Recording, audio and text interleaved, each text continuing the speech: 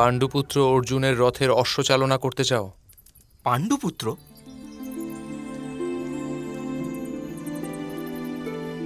তাহলে কি আপনি অর্জুন, তাও এই পোশাকে? সামর্থ্য না তো পোশাকে প্রকাশ পায়, আর না তো নামেতে। সামর্থ্য প্রকাশ পায় মস্তকে। রথ চালাও রাজকুমার উত্তর। আজ বৃহন্নলা নয়, অর্জুন যুদ্ধ করবে, আর যুবরাজ দুর্যোধনকে রণভূমি নীতির সাথে পরিচয় করাতে হবে।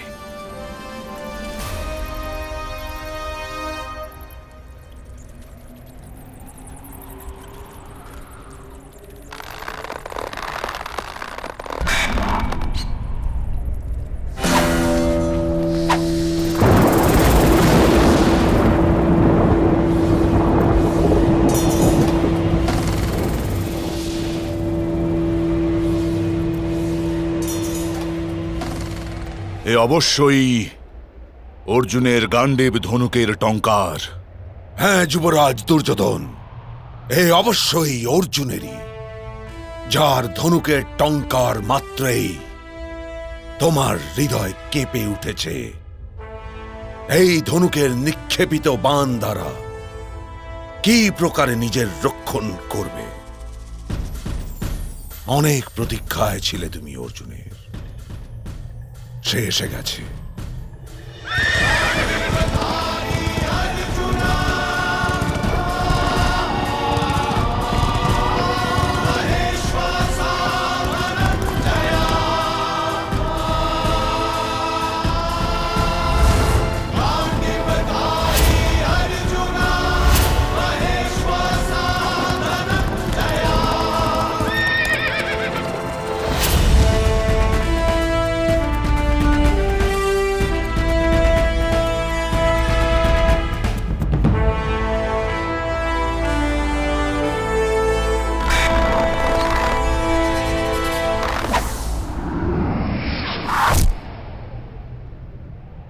যুদ্ধ আরম্ভের পূর্বে পিতামহ ভীষ্মকে আমার প্রণিপাত।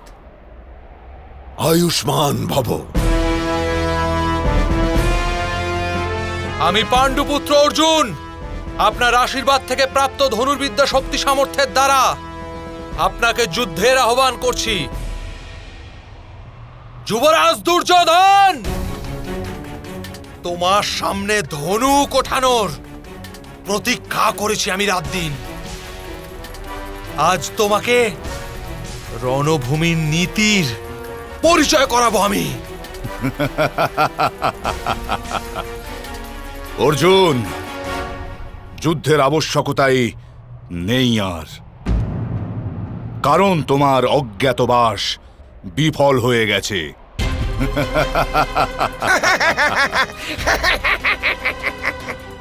তোমার পরিকল্পনা বিফল হয়ে গেছে যুবরাজ দুর্যোধন। সূর্যের দিকে দেখো।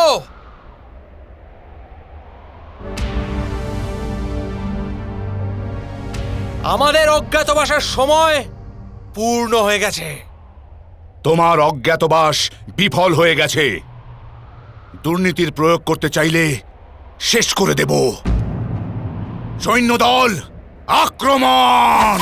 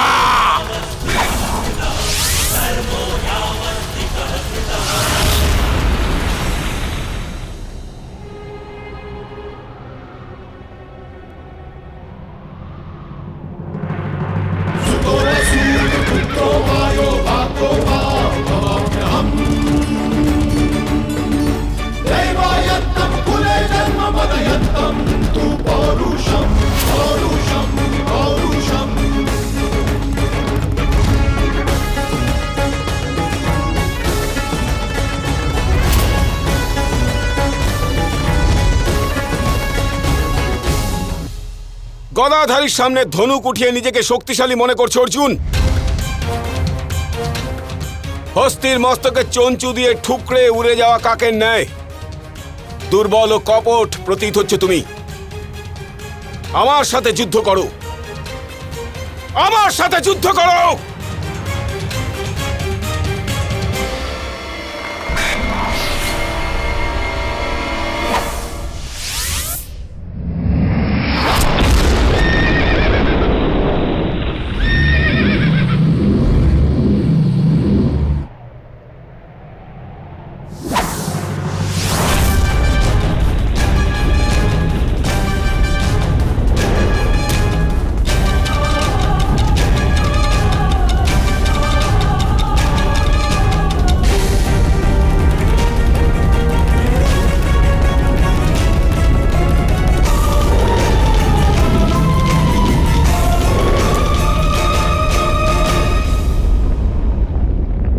রাজকুমার উত্তর, এ এখন তোমার যুদ্ধ নয়, এখন অর্জুনের গান্ডীব ন্যায় অধীশ্বর হবে।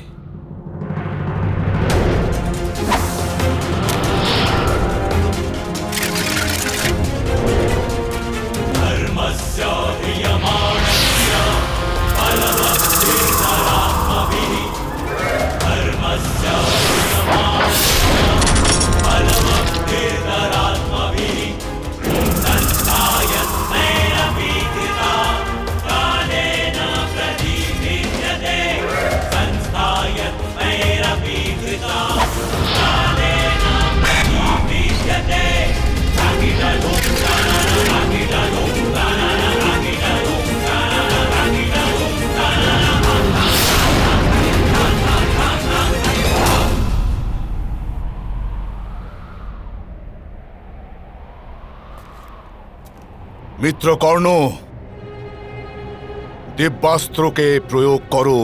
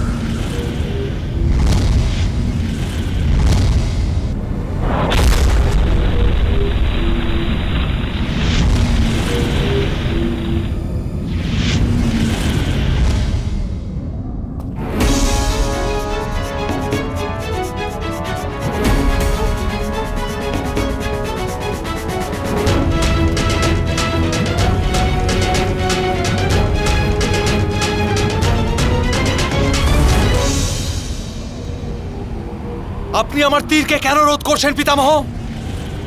মহামহিম ভীষ্ম, এখনো কি অর্জুনের আপনার রক্ষণের আবশ্যকতা আছে? আমি আপনার তৈরি প্রাচীর ভাঙতে চাই না পিতামহ, আপনি স্বয়ং মার্গ মুক্ত করে দিন। আজ আমাদের অপমানের প্রতিশোধ নেবার সময় এসেছে। মহামহিম ভীষ্ম, এই রূপ পক্ষপাতিত্ব। অর্জুনকে রক্ষা করার জন্য আপনি যুদ্ধ চলাকালীন বাধা সৃষ্টি করছেন। পিতামহ, এটা রাষ্ট্রদ্রোহিতা।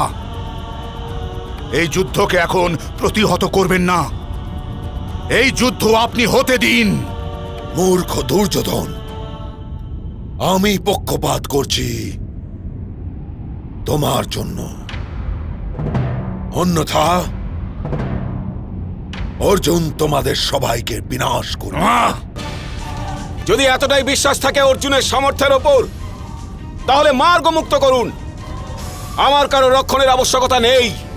আমার সুরক্ষার আবশ্যক অঙ্গরাজ। আমার হৃদয়ের সুরক্ষা আবশ্যক।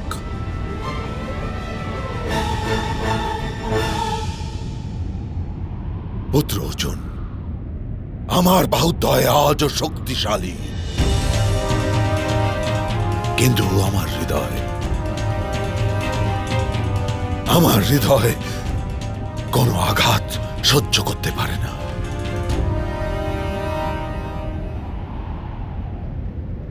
পুত্র অর্জুন, আজ এই যুদ্ধ বন্ধ করো। নিজের পিতামহের বিশ্বাস ও প্রেমের বধ করো না। যখন আমার সন্তানদের রক্তপাত হবে, তখন তোমার পিতামহের হৃদয়ের রক্ত কি শুকিয়ে যাবে না পুত্র? আমার এই বৃদ্ধ চক্ষুকে এই যাতনা দিও না। আমি ইচ্ছা মৃত্যুর বরদান প্রাপ্ত। আমার মৃত্যুর ইচ্ছার কারণ হইও না পুত্র। এরূপ বলবেন না পিতামহ। যদি আমার কারণে আপনার মৃত্যু হয়, তাহলে আমি এই পৃথিবীতেই নরক বাস করব, যার সামনে সর্বদা মস্তক শ্রদ্ধায় অবনত থাকে, তার সামনে হস্ত কি রূপে উঠতে পারে? তাহলে আজ এই যুদ্ধ বন্ধ করো পুত্র। নিজের পিতামহের মান রাখো।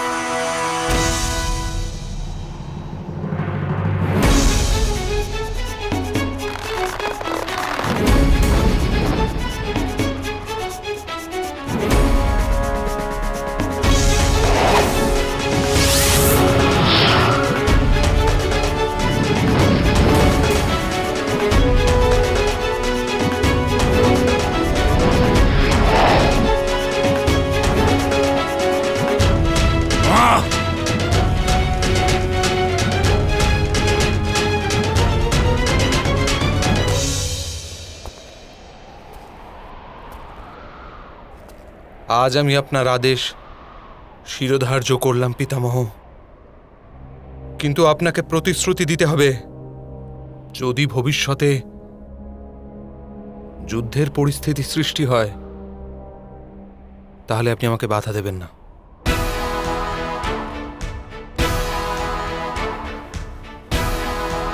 কথা দিন পিতামহ। অর্জুন, যুদ্ধ করার অবসর আসবেই না, কারণ তোমরা থাকবে বনবাসে আর আমরা থাকব নগরে। যুদ্ধের পরিস্থিতি এসে গেছে যুবরাজ দুর্যোধন। মূর্খামির জন্য যখন এক হরিণ এক সিংহের গুহায় প্রবেশ করে, তখন সেই ক্ষণেই তার মৃত্যু হয়। কেবল ক্ষণিকে ছটফটানি রয়ে যায় সেই হরিণের কাছে। তুমিও ছটফটাও যুবরাজ দুর্যোধন।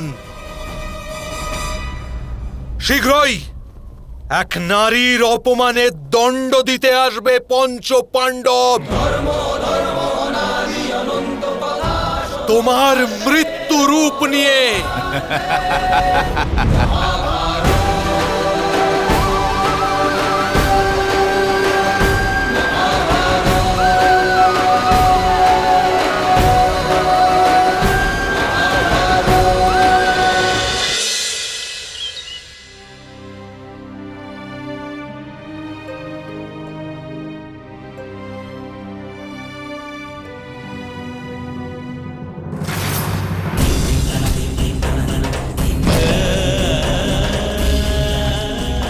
এসো দাসী দ্রৌপদী, আমার জঙ্ঘায় উপবেশন করো। এসো। যে প্রকার এই নারী ইন্দ্রপ্রস্থের সভায় সমগ্র আর্যাবর্তের সামনে আমাকে অস্ত্রহীন করেছিল, সেই প্রকারেই একে এই সভায় অস্ত্রহীন করে দাও। তবে সেই মাথায় চূড়ামণি ধারণ করা মাত্র কোনো স্ত্রীলোকও পবিত্র হয়ে যায় না। তুমি এহেন স্ত্রীকে কুলবধূ বলছো যে পাঁচজন পুরুষের সাথে সম্পর্ক রাখে? বেশ্যা হয় সেই স্ত্রী, বেশ্যা হয় সেই স্ত্রী, বেশ্যা হয় সেই স্ত্রী।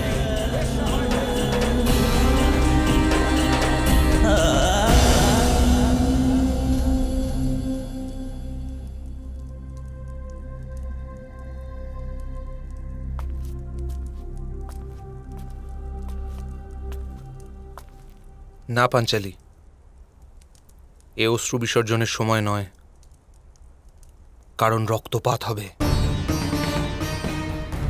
যে যে ব্যক্তি তোমার অপমান করেছে তাদের হৃদয় থেকে রক্তপাত হবে।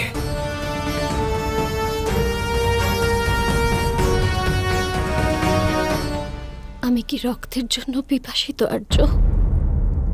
এরূপ প্রশ্ন করছো কেন পাঞ্চালি? সময় সমস্ত ক্ষত পূর্ণ করে দেয়, এরূপ সাধুজন বলে থাকেন। কিন্তু 13 বছরের দীর্ঘ অন্তরালো আমার সম্মানের ওপর সৃষ্ট ক্ষতকে পূর্ণ করতে পারেনি। কেন দূতসভার ওই দৃশ্যে আজও আমার অন্তরাত্মার দহন হয়? কেন আমি দিন রাত কেবল যুদ্ধের কামনা করি?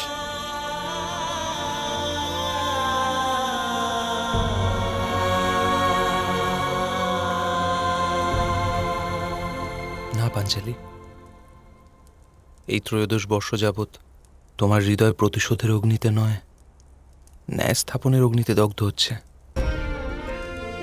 সমাজকে স্বচ্ছ করার সংকল্প সময়ের সাথে আরো দৃঢ় হয়। বৃক্ষ যখন পুরনো হয়ে যায় তখন তাতে ঔষধির গুণ জন্ম নেয়। এই কারণে মাধবা আমাদের হৃদয়ে প্রতিশোধের পরিবর্তে ন্যায় বাসনা স্থাপন করেছেন। অর্জুন যথার্থই বলছে পাঞ্চালি, সংকল্পের কাছে বিকল্প আবশ্যক নয়। এবার শীঘ্রই ধৃতরাষ্ট্রের পুত্রদের দণ্ড ঘোষণা করা হবে। আর সেই দণ্ড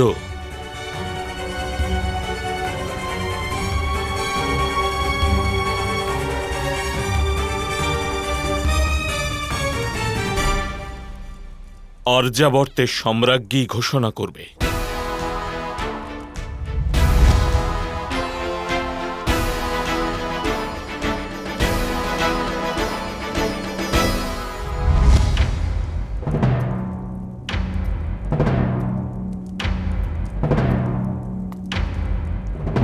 পাণ্ডু পুত্রদের দণ্ড এবার আমি ঘোষণা করব।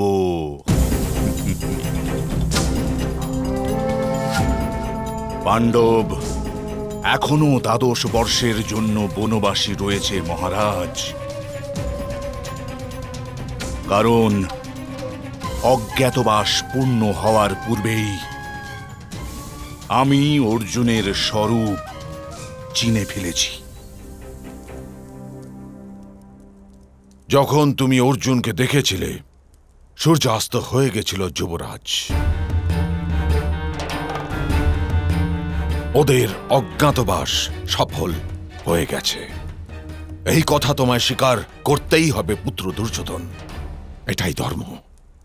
যখন অর্জুন ধনুক নিয়ে রণভূমিতে এসেছিল তখন রাত্রির আরম্ভ হয়নি পিতামহ।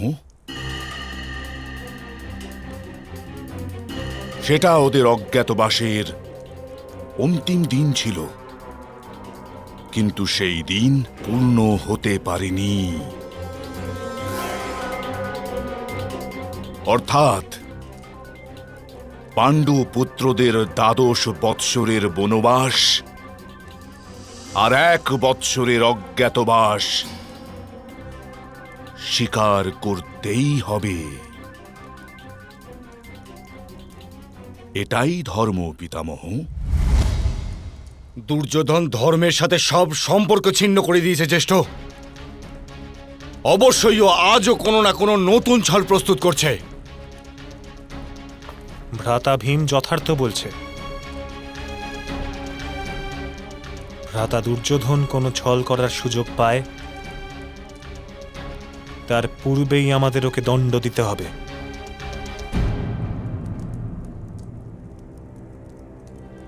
সর্পকে ধরতে হলে শক্তির চেয়ে অধিক মাহাত্ম্য দ্রুততার থাকে। কিন্তু আক্রমণের পূর্বে কি পিতামহের আজ্ঞার আবশ্যকতা নেই?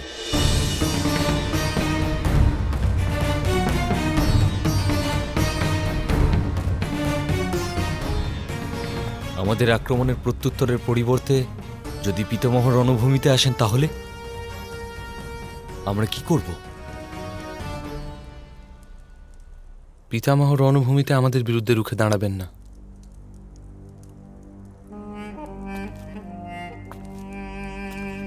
উনি জানেন ধর্ম কাদের পক্ষে রয়েছে। কিন্তু পিতামহের ধর্ম তো হস্তিনাপুরের সিংহাসনের প্রতি।